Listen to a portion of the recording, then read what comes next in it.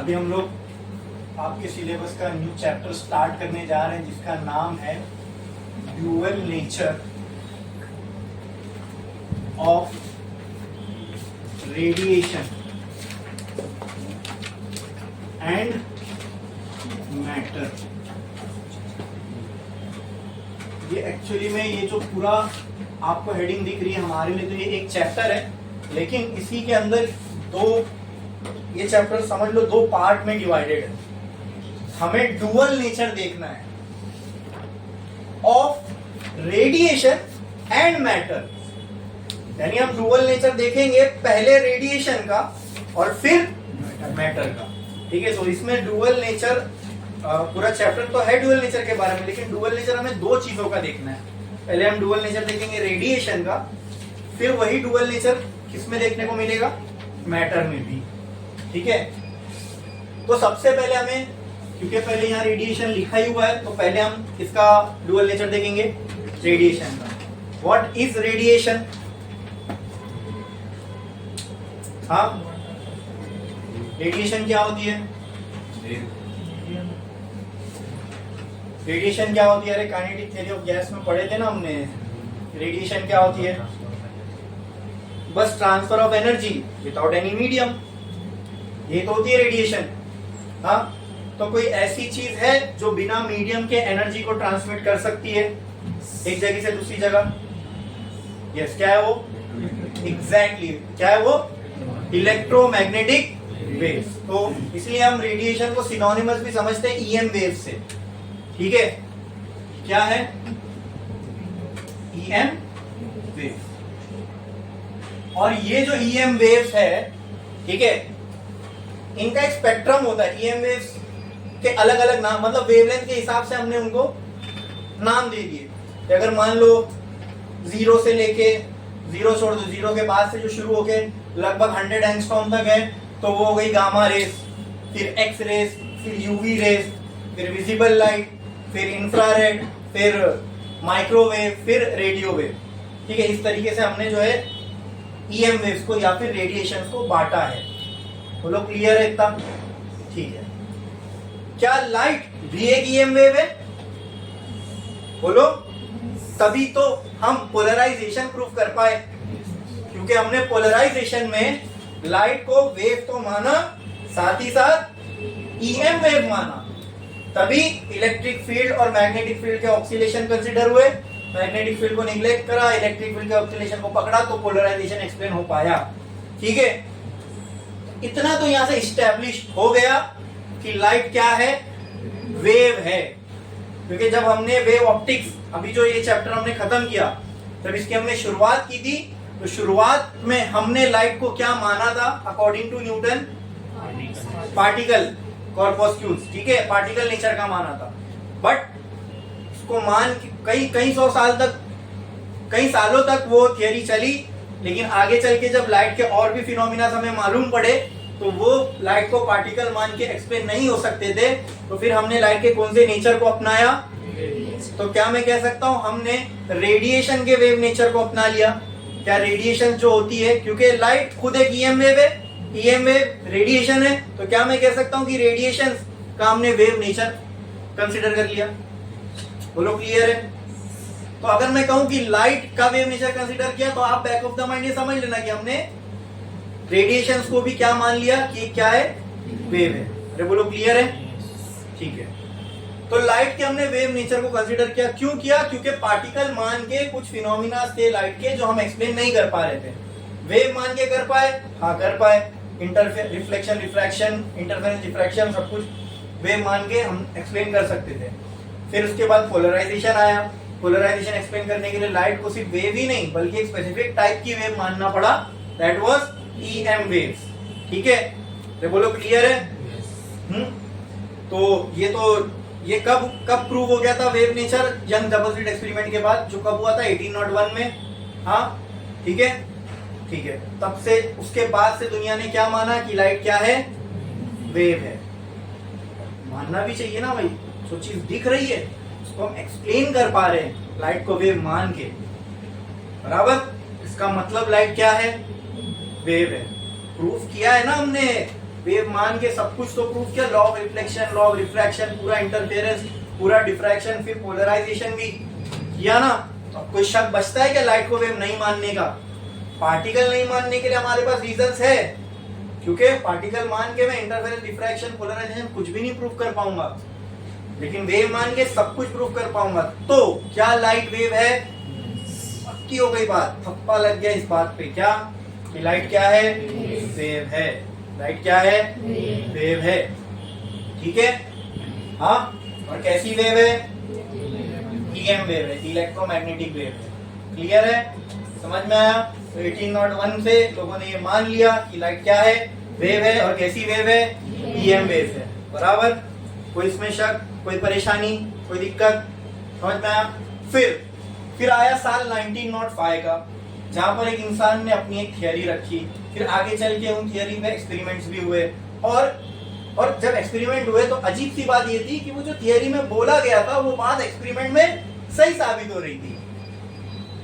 ठीक है, जो थियरी में बोला था इंसान ने, वो बात एक्सपेरिमेंटली सही दिख रही थी। मतलब हम थियरी पे भरोसा नहीं करेंगे, थियरी तो किसी की भी दिमाग की सोच हो सकती है। हम एक्सपेरिमेंट पे क्यों यकीन करते हैं? क्योंकि वो रियलिटी, वो दिख रहा होते हुए। हाँ, थियरी को एक्सपेरिमेंट बनाना ये फिजिक्स नहीं है, जो एक्सपेरिमेंट रियलिटी में दिख रहा है उसको थियरी से एक्सप्लेन करना ये फिजिक्स है। बराबर? हम बोलेंगे इसलिए ऐसा होगा नहीं, ऐसा हो रहा होगा इसलिए हम ऐसा बोल रहे हैं। और ऐसा जो भी हो रहा है उसको एक्सप्लेन कर रहे हैं जब हम, तो अगर वो हमारी रियलिटी को अच्छे से एक्सप्लेन कर पाता है तो हम उस थियरी को एक्सेप्ट करते हैं, और नहीं कर पाता है तो हम उस थियरी को आगे लेके नहीं चल सकते। जैसे न्यूटन की थियरी के साथ हुआ, वो इंटरफेरेंस डिफ्रैक्शन को एक्सप्लेन नहीं कर पा रहा था, तो भले वो न्यूटन था तो भी हमने उसकी थियरी को रिजेक्ट कर दिया। ठीक है, आइगन की थियरी को लेके चले, फिर आगे चल के मैक्सवेल, फैराडे, इन लोगों ने भी यही कहा कि लाइट एक इलेक्ट्रोमैग्नेटिक वेव है, तो उनकी बात सही साबित हुई, न्यूटन की बात गलत साबित हो गई। ठीक है, तो लाइट अब क्या है? वेव है। एस्टैब्लिश हो चुका था, और अच्छा खासा एस्टैब्लिश था, मतलब प्रूफ है हमारे पास। एक्सपेरिमेंटल प्रूफ से ज्यादा क्या प्रूफ हो सकता है? तो एक्सपेरिमेंटली हमने प्रूफ किया ना, यंग डबल एक्सपेरिमेंट से कि लाइट क्या है? वेव है। फिर पोलराइजेशन, इंटरफेरेंस, सब कुछ उससे एक्सप्लेन हो पाया। तो 1905 में एक बंदे ने एक पेपर लिखा, उसमें उसने एक इफेक्ट को एक्सप्लेन किया, which he called as photo electric effect. क्या? ठीक है, और किसी ने उस पर एक्सपेरिमेंट किया। हाँ, अब एक्सपेरिमेंट कुछ ऐसा था कि मान लो एक मटेरियल है, ठीक है, एक मटेरियल है, इसके ऊपर अगर हम लाइट को इंसिडेंट करें, ठीक है, लाइट को इंसिडेंट करें, यहाँ से इस मटेरियल पे क्या आ रही है? लाइट आ रही है। लाइट बोलो, रेडिएशन बोलो, ईएम वेव बोलो, चलेगा। ठीक है, आम भाषा में समझने के लिए यहाँ क्या आ रही है? लाइट आ रही है। ठीक है, इस मटेरियल पे जब लाइट गिरी तो यहाँ पर एक प्लेट को रखा गया, इस प्लेट को बोल दिया गया कलेक्टर। आगे इसका समझ में आएगा क्यों हमें से हम इसको कलेक्टर बोल रहे हैं। ठीक है, और इस कलेक्टर से हमने एक जोड़ दिया मिली एमीटर। ठीक है, या फिर आप बोल सकते हो, चलो यहाँ पे हमने गैल्वेनोमीटर को कनेक्ट कर दिया है। ठीक है, क्या कनेक्ट कर दिया? गैल्वेनोमीटर। ठीक है, और ये ग्राउंड हो गया। ओके, अब गैल्वेनोमीटर का क्या काम होता है? स्मॉल करंट को डिटेक्ट करना। वहां पे लगा दिए गैल्वेनोमीटर। ये इस पूरे सेटअप में क्या आपको कहीं बैटरी दिख रही है? कहीं कोई अल्टरनेटिंग करंट का सोर्स दिख रहा है? मोटर वोटर लगी हुई हो जिससे करंट प्रोड्यूस हो रहा हो? हाँ, बैटरी होती तो डीसी करंट होता, मोटर होती तो एसी जनरेटर होता तो अल्टरनेट। कहीं कुछ दिख रहा है? नहीं। लेकिन अजीब सी बात ये थी कि जब इस प्लेट के नजदीक इस प्लेट को रखा गया और उससे गैल्वेनोमीटर को कनेक्ट किया गया तो ये डिफ्लेक्ट हुआ। ये डिफ्लेक्ट हुआ। ठीक है, वो एक्सपेरिमेंट कुछ अलग था, ऐसा सेम नहीं था, लेकिन मैं आपको सिर्फ समझाने के लिए एक आइडिया दे रहा हूं कि एक प्लेट, दो प्लेट रखी गई, एक पे लाइट इंसिडेंट करवाई गई और एक प्लेट उसके सामने रखी गई, और जो सामने वाली प्लेट थी उससे हमने एक गैल्वेनोमीटर कनेक्ट किया। हाँ, ठीक है, तो जिस प्लेट, क्या इन दोनों के, अच्छा, इन दोनों के बीच में कोई फिजिकल कनेक्शन भी नहीं है वायर का। ठीक है, ना कोई बैटरी है, ना कोई जनरेटर है यहाँ पे, लेकिन फिर भी हमें यहाँ पे गैल्वेनोमीटर डिफ्लेक्ट होता हुआ दिखा। अच्छा, कोई मैग्नेटिक फील्ड भी नहीं है यहाँ पे कि फ्लक्स के चेंज होने से कुछ हुआ होगा, ठीक है। और फ्लक्स के चेंज होने के लिए तो बहुत सारी चीजें और होना जरूरी है। फ्लक्स के चेंज होने के लिए मैग्नेटिक फील्ड चाहिए, फिर उसके लिए भी करंट चाहिए, वो सब भी नहीं। लेकिन वहां पे गैल्वेनोमीटर डिफ्लेक्ट हुआ। क्या हुआ? डिफ्लेक्ट हुआ। बोलो क्लियर है? बोलो क्लियर है? अब ये गैल्वेनोमीटर का जो ये इफेक्ट पहले थियरी में था, पहले एक बंदे ने इसको थियरी में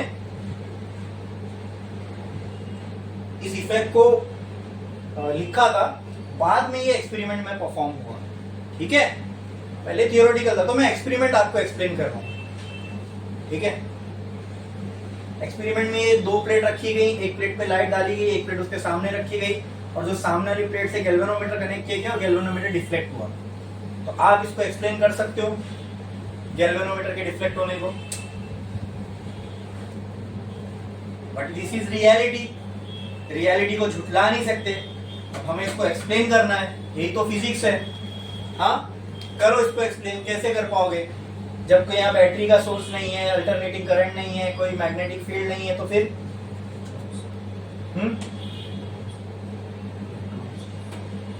यस, इलेक्ट्रॉन्स। ओके, बहुत अच्छी बात। तो इन्होंने कहा कि हाँ सर, अगर करंट है तो जाहिर सी बात है इसके पीछे वायर कनेक्टेड है, तो ये इन इस कंडक्टर में से इलेक्ट्रॉन तो फ्लो हुए होंगे, बराबर बराबर।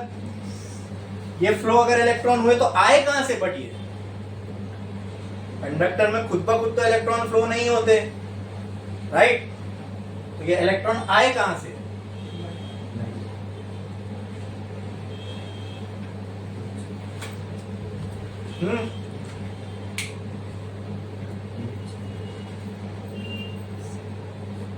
बोलो।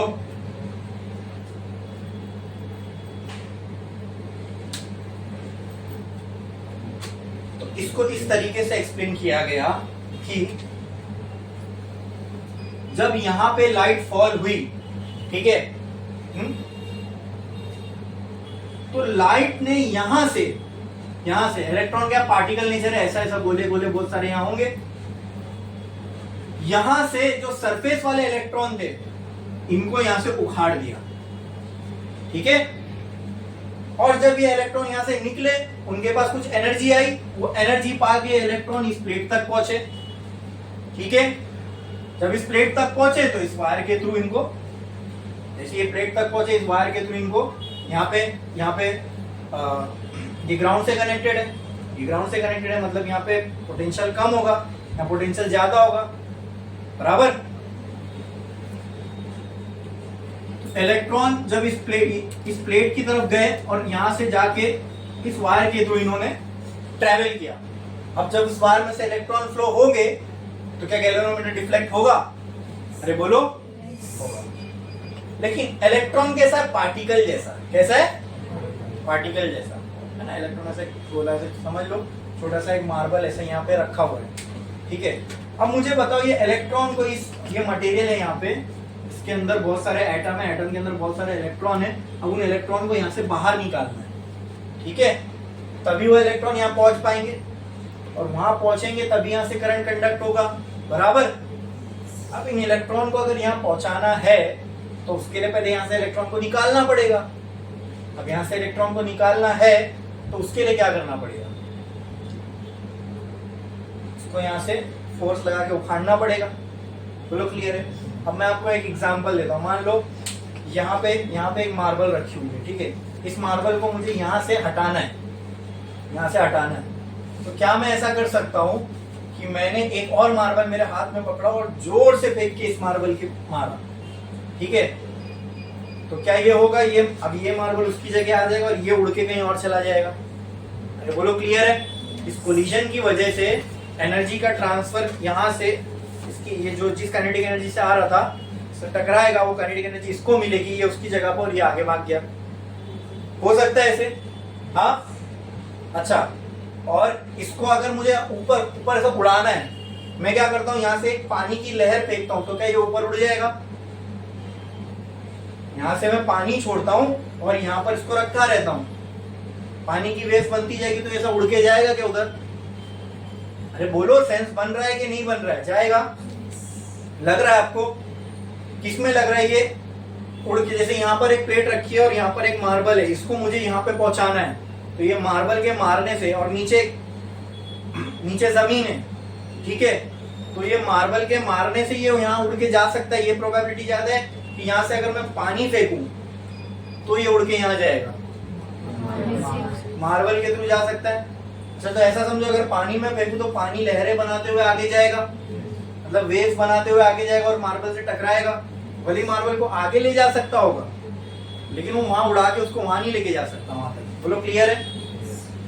और वो मार्बल वाले केस में ऐसा लग रहा है, हाँ अगर इसको यहाँ फेंकूं तो ये उड़ा के इसको यहाँ ले जा सकता है, ठीक है। तो उसके लिए ये जो टकराने वाली चीज है यहाँ वाले मार्बल पे, वो कैसी होनी चाहिए? वेव जैसी कि पार्टिकल जैसी? कैसी होनी चाहिए? कैसी होनी चाहिए? पार्टिकल जैसी। कैसी होनी चाहिए?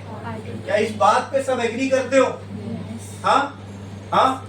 तो अब ये वाले मार्बल को आप समझ लो लाइट, ठीक है, ठीक है। नहीं समझ में आ रहा हो तो मैं यहां से लाइट बनाता हूं, लो इस पे ऐसी लाइट कीजिए, ठीक है। और ये वाले मार्बल को समझ लो इलेक्ट्रॉन, और जहां पहुंचाना है वो ये कलेक्टर प्लेट। अब इसका नाम इसलिए कलेक्टर है क्योंकि वो इलेक्ट्रॉन को कलेक्ट कर रहा है। इलेक्ट्रॉन एक जगह से उड़ा, दूसरी जगह इसने उसको पकड़ लिया, मतलब कलेक्ट किया, इसलिए उसका नाम पड़ा कलेक्टर प्लेट। बोलो इतना क्लियर है? हाँ पक्का? ठीक है।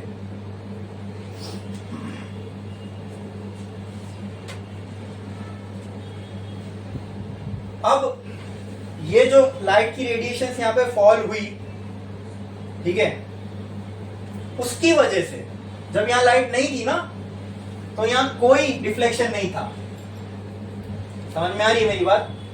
लेकिन जब इस मटेरियल पे हमने लाइट फॉल करवाई, तभी यहाँ पे डिफ्लेक्शन देखने को मिला। इसका मतलब है अगर यहाँ डिफ्लेक्शन देखने को मिला, इसका मतलब यहाँ इलेक्ट्रॉन्स आ रहे होंगे। अगर यहाँ इलेक्ट्रॉन्स आएंगे तो ये तो किसी टर्मिनल से कनेक्टेड नहीं है, तो इलेक्ट्रॉन्स इसी मटेरियल से इसकी तरफ आ रहे होंगे, बराबर। अगर इस मटेरियल से इसकी तरफ इलेक्ट्रॉन आना है तो पहले यहाँ इस मटेरियल से इलेक्ट्रॉन निकलने चाहिए, और जब इस पे लाइट नहीं थी तो यहाँ कोई करंट नहीं था, मतलब यहाँ से कोई इलेक्ट्रॉन यहाँ नहीं जा रहा होगा, यहाँ से कोई इलेक्ट्रॉन यहाँ नहीं आ रहा होगा। जैसे इस पे लाइट आई, यहाँ पे करंट दिखा, मतलब यहाँ इलेक्ट्रॉन है, वो इलेक्ट्रॉन इधर से ही आए होंगे। अब इस इलेक्ट्रॉन को यहाँ से निकालना है, तभी वो यहाँ पहुंचेंगे। अब वो कौन कर रहा है काम? लाइट। सिंपल, क्योंकि लाइट है तो वहां इलेक्ट्रॉन है, लाइट नहीं है तो वहां इलेक्ट्रॉन।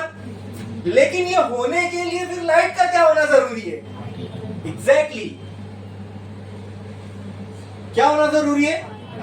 पार्टिकल। समझ में आया ना ये पूरा? और अब तो हमने पांच फिनोमिना लाइट को प्रूफ कर दिए, और पक्के से प्रूफ करे, एकदम सब कुछ सही है उसमें।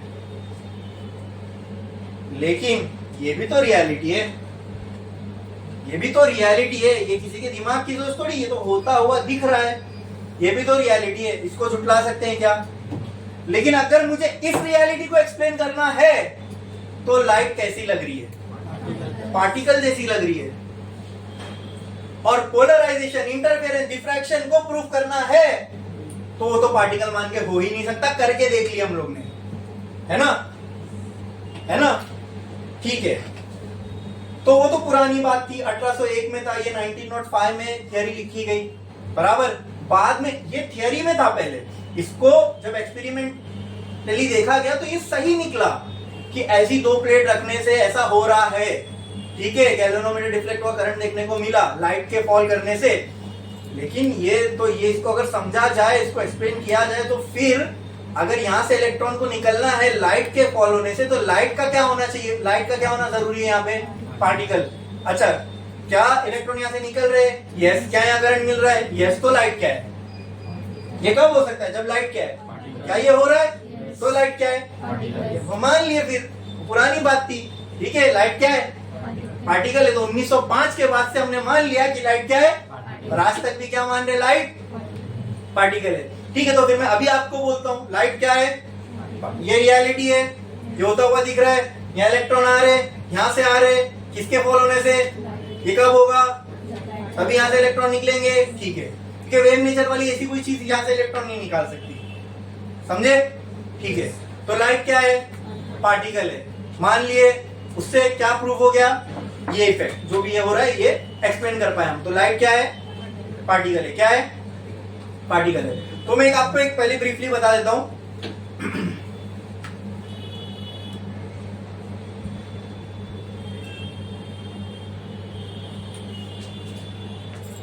द इजेक्शन ऑफ इलेक्ट्रॉन्स, ठीक है, when a light of particular frequency is incident on a material, यहां से इलेक्ट्रॉन इजेक्ट हुए, बाहर निकले, ठीक है, the ejection of electron when a light of a particular frequency, कोई भी frequency की light of a particular frequency is incident on it, this whole phenomena is called as photoelectric effect।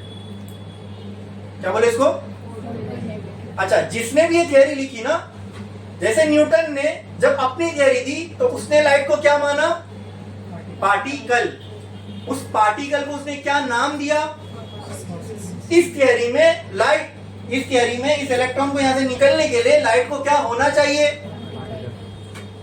तो light क्या है इस थियरी के हिसाब से, तो न्यूटन के हिसाब से लाइट क्या थी, पार्टिकल। और उस पार्टिकल को, उन लाइट के पार्टिकल को न्यूटन ने क्या नाम दिया था, इस आदमी ने भी लाइट को क्या माना, तो इसने अपने इन लाइट के पार्टिकल को नाम दिया फोटॉन्स। क्या नाम दिया, क्या नाम दिया, मतलब इसके लिए लाइट कैसी है, ऐसी जैसे न्यूटन ने माना था, बराबर। बस न्यूटन ने, अब क्यों कॉर्पस्कुलर बोलेगा, उसकी थियरी है ना, तो न्यूटन वाली थियरी क्यों चिपकाएगा, तो उसने अपने लाइट के पार्टिकल को क्या नाम दिया, फोटॉन्स। क्या इन फोटोन की वजह से, ठीक है, इस पार्टिकल को इसने क्या नाम दिया, फोटॉन्स। इसमें से ये निकला फोटो, इनसे क्या निकल रहे हैं, इलेक्ट्रॉन, उसमें से क्या बन रहा है, करंट। करंट जब फ्लो होता है उसको हम इलेक्ट्रिसिटी बोलते हैं, उसमें से निकला इलेक्ट्रिक। तो ये जो आपको दिख रहा है combination of, because of photon there is a current, that is why this whole phenomena is called as photo electric effect. बोलो इतना समझ में आया, ठीक है। तो फोटो इलेक्ट्रिक इफेक्ट होता हुआ दिख रहा है, और अगर ये रियलिटी है तो लाइट क्या है, तो मैं आपसे पूछूं क्या ये रियलिटी है, हाँ है भाई, ये हुआ, होता है। सोलर पैनल इसी पे काम करते हैं, सोलर पैनल इलेक्ट्रिसिटी जनरेट करते हैं, कैसे, लाइट के फॉल होने से। हाँ, तो लाइट जब उन पे फॉल होती है ना, तो क्या करती है, वो जो मटेरियल है ना सोलर पैनल का, उस मटेरियल को बोलते हैं फोटो इलेक्ट्रिक मटेरियल। सिंपल, जो मटेरियल फोटो इलेक्ट्रिक इफेक्ट में काम आ रहा है, उस मटेरियल का हमने एक अलग नाम दे दिया, क्या, फोटो इलेक्ट्रिक मटेरियल। तो ये क्या है, जिसमें से जिस भी मटेरियल में लाइट के फॉल होने से इलेक्ट्रॉन निकलेंगे, बस वो मटेरियल को हम थप्पा लगा दी, काएगा, फोटो इलेक्ट्रिक मटेरियल। तो ये क्या है, ठीक है। तो सोलर पैनल में भी क्या होते हैं, लाइट उन पे गिरती है, उन पे गिरने की वजह से क्या उनमें से बाहर निकलते हैं, वो इलेक्ट्रॉन को फिर हम फ्लो करवा देते हैं, तो क्या मिलता है, यही है फिनोमिना, यही है वर्किंग उस सोलर पैनल का। समझ में आया, it works on photo electric effect. बोलो क्लियर है, हाँ, वो सब ठीक है, लेकिन फोटो, तो इसका मतलब वो रियल है, होता है, ठीक है, हम भी जानते हैं। तो फोटो इलेक्ट्रिक इफेक्ट हो, इसके लिए लाइट क्या होना चाहिए, पार्टिकल। क्या होना चाहिए, तो मान लिया हमने लाइट क्या है, क्या है, मान लिया। तो अगर लाइट पार्टिकल है तो फोटो इलेक्ट्रिक इफेक्ट इससे एक्सप्लेन हो पा रहा है, यस। तो क्या है आपसे, लाइट पार्टिकल। तो अब एक्सप्लेन करो इंटरफेरेंस, अब एक्सप्लेन करो डिफ्रैक्शन, अब एक्सप्लेन करो पोलराइजेशन। कर पाओगे, पार्टिकल मान के लाइट को ये हो ही नहीं सकता, ठीक है, नहीं हो सकता। तो इसके लिए हमने क्या मान लिया, लाइट को वेव। क्या मान लिया वेव। अब इंटरफेरेंस एक्सप्लेन हो पाएगा, डिफ्रैक्शन, पोलराइजेशन, यस।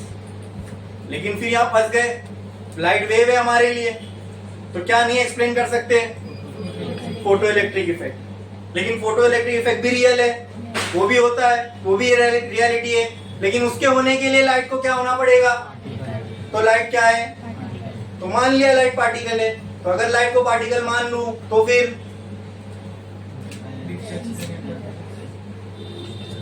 तो ये नेचर है, नेचर।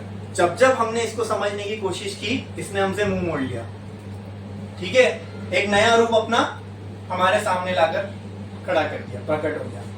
ठीक है, हमने समझा 1801 में कि लाइट वे और अच्छे खासे कई सारे फिनोमिना हमने एक्सप्लेन भी कर दिए, और 1905 एक बंदे ने सिर्फ सोच अपनी रखी कि ऐसा हो सकता है, और किसी ने उस पर एक्सपेरिमेंट किया और हुआ भी। सेम आप मैटर के साथ भी देखोगे, किसी ने अपनी सोच रखी, बाद में किसी ने एक्सपेरिमेंट किया तो मैटर के साथ भी वो चीज ट्रू हो गई। ठीक है, ठीक है। अब फिलहाल हम लाइट की बात करते हैं। तो लाइट का अब कौन सा नेचर भी साबित हो गया। न्यूटन की टाइम पे साबित नहीं हुआ था, क्योंकि न्यूटन ने रिफ्लेक्शन रिफ्लेक्शन तो एक्सप्लेन किया, बाकी फिनोमेना एक्सप्लेन नहीं कर पाया। ठीक है, इसलिए पार्टिकल नेचर को हमने रिजेक्ट कर दिया था 1675 में ही। ठीक है, फिर तभी उसके बाद से फिर हमने अपनी वेव थियरी अपनाई, जब लाइट के दूसरे फिनोमेना, फिर लाइट को हमने खुशी खुशी क्या माना, तो 100 साल तक ऐसी कहानी चली। फिर 1905 में आया फोटो इलेक्ट्रिक इफेक्ट, उसके बाद फिर ऐसी तैसी हो गई सबके दिमाग की, अरे बाप रे ये क्या हो गया। हाँ, तो साइंटिफिक कम्युनिटी में तो तहलका ही मचेगा ना भाई, कि जिस चीज को हम 100 साल से वेव नेचर का मानते हुए आ रहे हैं, कोई नए बंदा आया कल का और दे दिया अपनी कोई थियरी, और किसी ने उस पर एक्सपेरिमेंट किया, उसकी थियरी सही भी साबित हो गई। हाँ, तो अब उसके लिए लाइट को अब से हमको क्या मानना पड़ेगा, वेव सॉरी पार्टिकल। तो मान लिए पार्टिकल, लेकिन अब अगर लाइट पार्टिकल है तो अब ये तो खुद के पैर पे कुल्हाड़ी मारने जैसा हुआ। अब लाइट को अगर हम पार्टिकल माने तो फिर हम इंटरफेरेंस डिफ्रैक्शन ये सबको तो पार्टिकल मान के एक्सप्लेन कर ही नहीं सकते। तो फिर माने तो माने क्या, करे तो करे क्या। तो हमने एक चीज मान ली, क्या, हार, क्या मान ली, नेचर से क्या मान ली, और हमने ये एक्सेप्ट कर लिया कि लाइट जो होना चाहे वो है। क्या मान लिया, लाइट जो होना चाहे वो है। आज तक नहीं कोई बता पाया लाइट क्या है। ठीक है, लाइट को जो होना चाहे वो है। जब उसको पार्टिकल होना है वो पार्टिकल है, जब उसको वेव होना है वो। कितनी अजीब सी बात है ना, इंसान अपनी दिमाग की सोच लगा के सब सोचता है कि अरे मैंने ये कर लिया, मैंने एक्सपेरिमेंट लिया, हमने प्रूव कर लिया, लाइट का वेव नेचर साबित हो गया, सब कुछ सेटल हो गया। मतलब सही में 1901 तक, मतलब 1900 आते आते फिजिक्स मानी जाती थी कंप्लीट साइंस है। मतलब अब इसमें कुछ मेजर ब्रेक थ्रू होना बाकी नहीं रहा। जितनी भी बड़ी बड़ी चीजें होने मतलब मालूम होना चाहिए था इंसान को, हमने पता कर ली है ना। Electrons, atom, electron, proton, neutron सब पता चल गए थे हमें। ठीक है, फिर मतलब वही कि फंडामेंटल पार्टिकल्स क्या है, ये सारी चीजें। बट जब ये पता चला, इसने तो हमको वहीं लाके खड़ा कर दिया जहां से हम शुरू हुए थे। अभी तो लाइट के साथ हुआ, मजा तो तब आएगी जब मैटर के साथ भी ऐसा ही कुछ हो। हाँ, क्योंकि हम लाइट से नहीं बने, हम तो मैटर से बने, हम इलेक्ट्रॉन से बने, एटम से बने। एटम में इलेक्ट्रॉन, प्रोटॉन, न्यूट्रॉन होते। ठीक है, हाँ, और लाइट तो एक अलग चीज है। लाइट के जो पार्टिकल हमको हमने फोटोन का, हम फोटोन से नहीं बने, हम इलेक्ट्रॉन, न्यूट्रॉन इनसे बने। लेकिन जब आप इसका ड्यूअल नेचर पढ़ोगे मैटर का, तो हम तो मैटर से बने ना, इसके पास भी ड्यूअल नेचर है। मतलब मैं क्या कहना चाह रहा हूँ, लाइट को हम 100 साल से क्या मानते हुए आए, बोलो बोलो, वेव। क्योंकि 1801 में साबित हो गया था ना लाइट क्या है, क्या है। 1905 में लाइट का कौन सा इफेक्ट सामने आया, इससे क्या साबित हुआ, तो लाइट है क्या। फिर अगर लाइट को पार्टिकल मानो तो मैं इंटरफेरेंस डिफ्रैक्शन पोलराइजेशन नहीं प्रूव कर सकता, और लाइट को अगर वेव मानूं तो मैं ये प्रूव नहीं कर सकता। है तो दोनों ही रियलिटी। तो क्या माना हमने, दोनों। That's why we call light as dual nature. क्या लाइट ईएम वेव है, क्या ईएम वेव रेडिएशन है। तो इससे हमने कहा कि रेडिएशंस हैव डुअल नेचर, क्योंकि लाइट भी एक तरह की क्या है, रेडिएशन। तो यहां हमने मान लिया कि रेडिएशंस हैव डुअल नेचर। कौन सा है वो डुअल, डुअल मतलब दो। कौन कौन से वो दो नेचर, एक पार्टिकल नेचर और एक वेव नेचर। ठीक है, तो लाइट के मर्जी है, जैसा वो बिहेव करना चाहे करे। तो इतनी अजीब सी बात है ना कि आप एक लाइट, एक बड़ी सी लाइट लो, उसको दो स्लिट से पास करो, और उसी लाइट को सोलर पैनल पे पास करो। सोलर पैनल से आपको करंट भी मिलेगा, स्लिट से आपको इंटरफेरेंस पैटर्न भी मिलेगा। वही लाइट सेम टाइम पे, हर चीज सब कुछ सेम रूम में, सेम एनवायरनमेंट में सब कुछ कर रहे हो आप, लेकिन वही लाइट एक जगह वेव जैसा और दूसरी जगह ये कैसी अजीब सी बात है, मतलब नेचर तो हमारे मतलब खेल खेल दिया नेचर ने हमारे साथ, एक्सप्लेन ही नहीं कर सकते हम लोग इसको, क्योंकि वेव मान के चले तो ये जो ये हो रहा है ये भी हो रहा है, तो ये तो पार्टिकल होने से होगा, लेकिन ये पार्टिकल माने लाइट को तो वो हो रहा है, वो भी झुटला नहीं सकते, तो लाइट हम हार मान गए फिर वहां, भाई लाइट देखो जो होना है तो वो है, ठीक है। इंसान की सोच जा ही नहीं सकती वहां तक, पता नहीं, समझ ही नहीं पाए हम लोग कि ऐसा क्यों हो रहा है, समझ में आया, ठीक है। तो पता नहीं लाइट क्या क्या है, लेकिन हाँ लाइट को इतना समझ में आ गया कि ये फिनोमिना हो रहे, तो कहीं पे लाइट पार्टिकल है, कहीं पे लाइट वेव है, that's why light has dual nature, light has, बोल दो इसको वेविकल भी बोलते हैं, वेव और पार्टिकल का मिक्सचर, ठीक है, डुअल नेचर, लाइट को जब जैसा बिहेव करना है वो करेगी, ठीक है, बोलो समझ में आया। अच्छा ये तो ठीक है, बाकी हमें इसी चैप्टर में किसका डुअल नेचर पढ़ना है, मुझे ये बताओ, फोटो इलेक्ट्रिक इफेक्ट के बाद ये साबित हो गया कि लाइट के पास क्या है, dual nature, means radiation has dual nature, something which was considered to have wave nature since last 100 years, now it is considered to have particle nature. कोई चीज को हम 100 साल से मानते हुए आ रहे थे वेव नेचर की है, अचानक एक एक्सपेरिमेंट से साबित हो गया कि उसके पास पार्टिकल नेचर है, मतलब उसके पास दो जो वेव है वो पार्टिकल जैसा भी बिहेव कर सकती है, कोई चीज है जिसके पास वेव नेचर है वो पार्टिकल जैसा बिहेव कर सकती है। तो इसी पर कुछ सालों बाद एक आदमी उठा, उसने बोला अच्छा ऐसा है, तो मैं बोलता हूं तुमने क्या कहा, जो चीज को तुम 100 साल से वेव मानते हुए आ रहे थे वो पार्टिकल जैसे बिहेव कर सकती ना, तो मैं बोलता हूं जो चीज पार्टिकल है वो भी वेव जैसे बिहेव कर सकती है। जाओ, तो पार्टिकल जैसा कौन है, इलेक्ट्रॉन, तो उसने तो फिर फंडामेंटल बुनियादी हिला दी पूरी फिजिक्स की। अबे भाई इलेक्ट्रॉन को अगर हमने पार्टिकल से वेव मान लिया, इलेक्ट्रॉन से एटम बना है, एटम से फिर मॉलिक्यूल बने, मॉलिक्यूल से हम बने, जितने हमने केमिस्ट्री पढ़ी सब ये सब कटघरे में आके खड़ी हो जाएगी, तुम सही कैसे हो फिर बताओ, जब इलेक्ट्रॉन फंडामेंटली वो है ही नहीं जो आपने माना था, तो आपकी ये सारी थियरी सारे एक्सप्लेनेशन, लेकिन गलत कैसे बोल सकते हो, वो पढ़ के उसको सही मान के हमने जो भी एक्सपेरिमेंट किए वो तो रियलिटी में सही साबित हुए, तो उसको हम गलत कैसे मान सकते हैं। अच्छा, इस बंदे की जो बात थी जिसने कहा कि अगर तुमने ऐसी चीज को जो वेव मानते हुए आ रहे थे उनको पार्टिकल माना ना, पार्टिकल माना मतलब वो रियलिटी थी, साबित हुई, उसके पास कोई प्रूफ नहीं था पार्टिकल को वेव साबित करने का, ठीक है, बट उसकी इस थ्योरी पे आगे चल के किसी और ने एक्सपेरिमेंट किया, ये बात सही साबित हो गई कि पार्टिकल के पास भी वेव नेचर है, तो उसके पास भी फिर कौन सा, कितने नेचर आ गए, 2, मतलब डुअल नेचर। तो हम किससे बने, एटम से, एटम किससे बने, इलेक्ट्रॉन से, इलेक्ट्रॉन क्या है, पार्टिकल है, लेकिन नहीं वेव है, तो अगर वो ठोस नहीं है तो हम सब कैसे एक रिफाइंड स्ट्रक्चर में दिख रहे हैं, ऐसे कैसे हो रहा है पता नहीं, ठीक है, वहां भी हार मानते हैं इंसान, क्या है, डुअल नेचर है, ठीक है, वो आगे देखेंगे। अभी तो फिलहाल हमने किसका डुअल नेचर एस्टैब्लिश कर लिया एक्सपेरिमेंटली।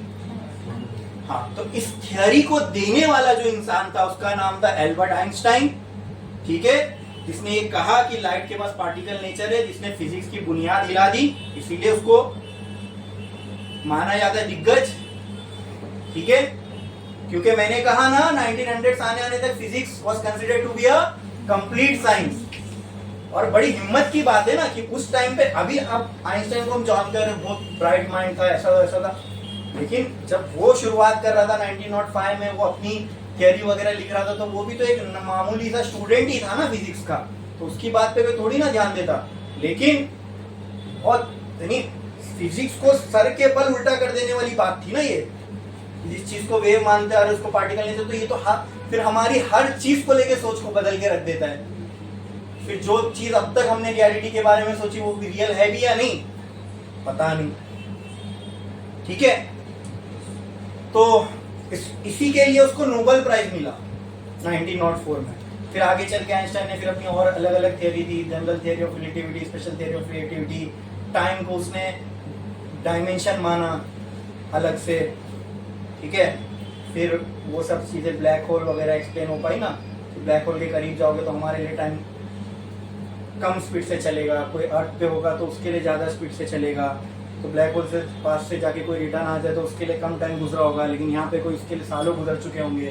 तो आइंस्टाइन ने सबसे पहली बार ये सोच रखी कि टाइम हर जगह, पूरी यूनिवर्स में टाइम कांस्टेंट नहीं है।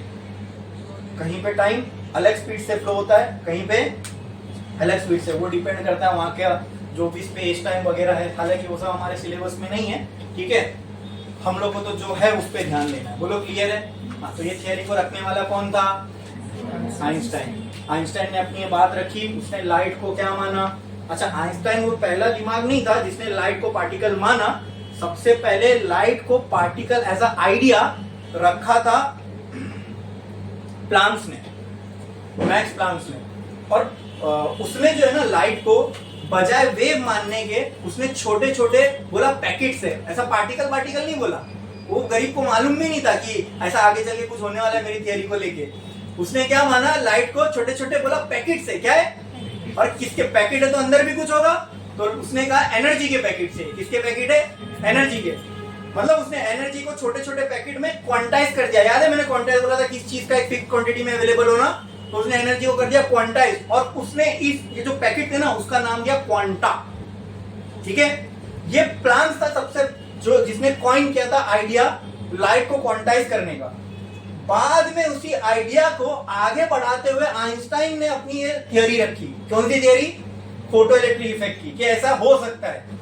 फिर इस पे जब एक्सपेरिमेंट हुआ तो जो उसने कहा हो सकता है वो हुआ, तो वो रियलिटी थी, बराबर। बट वो होने के लिए लाइट को क्या होना पड़ेगा? तो फिर लाइट पार्टिकल है। समझ में आया? क्लियर है? तो ये इस पे थप्पा किसने लगाया लाइट के पार्टिकल पे, पार्टिकल होने का?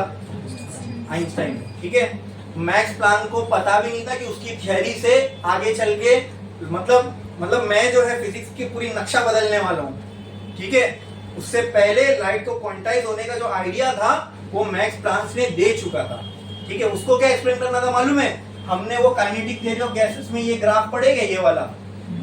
ये ग्राफ पहले ऐसे माना जाता था, ठीक है।